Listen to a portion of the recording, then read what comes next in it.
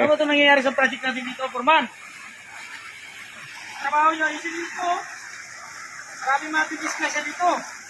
Huwag nyo nang hintayin na reklamo tayo sa, taas. Ito, laking pira to ah. Bigas dito. Ito, ayusin nyo to. Tingnan lang ang motor, tingnan nyo. So yan. Bakit ang ganyan ang pagtrabaho ng mga tao natin dito? Oh, yung pera po.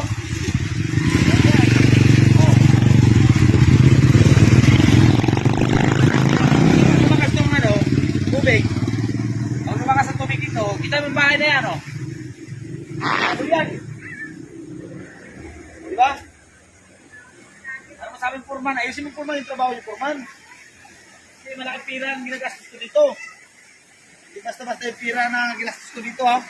Yung bahay, oh. Tingnan mo yung bahay. Muntik na ano, oh. Ayan. Oh. Diba? Sino ba kontraktor na karoon dito sa akin? Reklamo ko to, ha. Get out, guys.